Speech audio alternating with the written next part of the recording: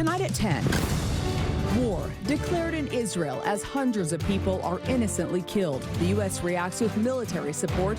Utah Jewish leaders speak out. This is for Israel what 9/11 was for us in America. Plus, a series of bomb threats made against Utah synagogues, forcing evacuations. A police chase on the streets of Salt Lake City ends deadly. Officers say it all started as a shooting. I heard gunshots, multiple, definitely over 10. Hey, come on in. Meet the man who is definitely a showstopper. Eye-catching white shoulder-length locks and a trick for staying happy. Between the groove, over, around, and watch 3. 4 magic rings, abracadabra. And a Halloween story with a different spoof. See the House of 1,000 Pumpkins. I get tons of great remarks. Everybody thanks me for doing it. KSL News at 10 starts now.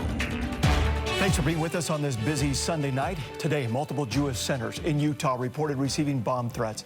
Buildings were evacuated as police spent hours searching for anything suspicious. News specialist Shelby Lofton joins us now live. And Shelby, are these threats credible?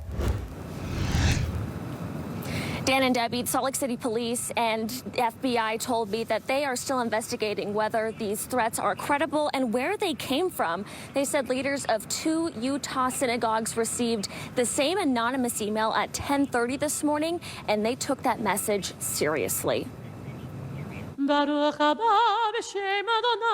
On one of the most joyful Jewish holidays. We were in the middle of our Simchat Torah service. Members of Congregation Kol Ami were startled in their seats. About halfway through our service, our staff received an email saying that there was a bomb in our building. Please calmly exit the building and go to Tanner Park.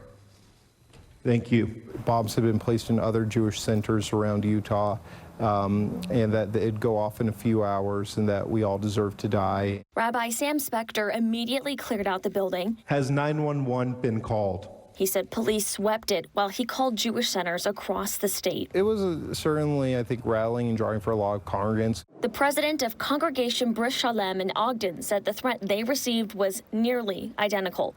Janice Ward says the anonymous email that stated bombs were inside their Jewish center was sent while children were inside the sanctuary for school.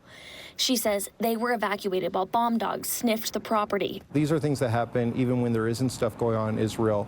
But with that said, we are on heightened alert. In a statement, the FBI says it takes the threats seriously and urges everyone to be vigilant and report any suspicious activity. On one hand, you're surprised, but on the other hand, you're prepared for this because this is something that many synagogues and Jewish centers experience on a regular basis. More police surveillance now sits outside Congregation Kol Ami. Rabbi Spector says he hopes it only keeps threats of violence away, not members of his congregation. The best act of resistance to this type of anti-Semitism is not staying away from the synagogue, but still coming and supporting your local Jewish centers.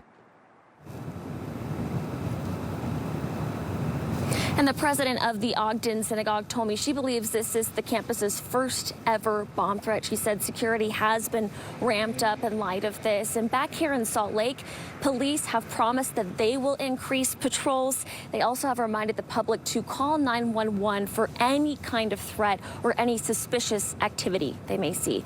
I'll send it back to you. All right, Shelby Lofton live for us tonight. Thanks, Shelby. Well, in response to the bomb threats.